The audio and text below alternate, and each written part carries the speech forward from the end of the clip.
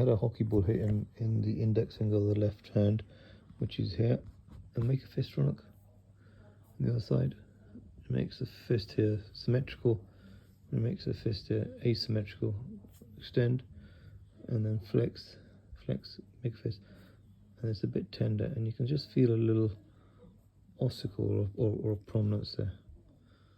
Not sure what that is. The MRI of a lady who's 46 years of age, who works as a head teacher and is a very keen sportswoman and plays netball. And she presented with severe neck and arm pain, and it was the worst pain ever, where she couldn't really function. And like most spinal conditions, we discussed the options of treating it conservatively or with injections, but the pain was so intense, but she also had numbness and weakness, that really the only viable option was to offer an operation. So she came to see me on several occasions, and we take her through the consent. And I send her videos very similar to this and put her in touch with other patients who've had operations. And this is an intraoperative picture that we've taken. And you can see while she's asleep, we put these screws into the vertebra which act as a scaffold.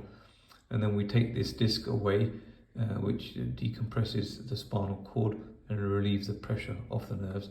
And then we've got a gap here, which we size up with this spacer. And then what we've done with Rachael is put in a disc replacement. And that's the finished product. And so that spacer sits there, and in time you can see there's a little gap here, but that'll fuse up, and that disc will then move normally and create a sort of physiological profile which will improve quality of life. So here's Rachael. So Rachael, what was your pain like before the operation? Absolutely excruciating. The worst pain I have ever experienced.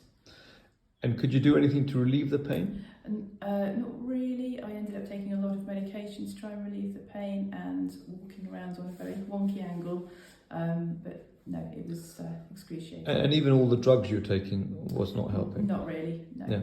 So this is often the case, that if you've got spinal pain, you can take the drugs, including morphine, and the side effects are so severe that people often stop taking the drugs because the side effects are awful, and they put up the pain.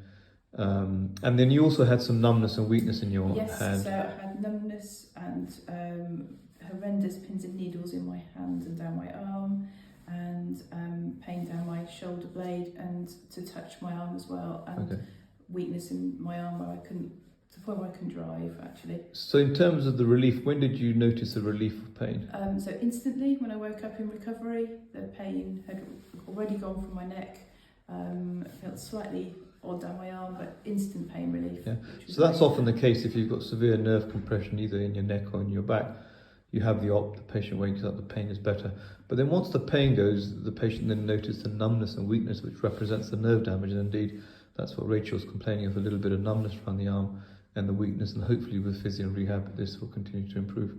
Rachel's going to go back to work as a head teacher, and I'll be happy for her to get back to netball. And you can see she's doing quite well from the smile on her face. Yeah, absolutely.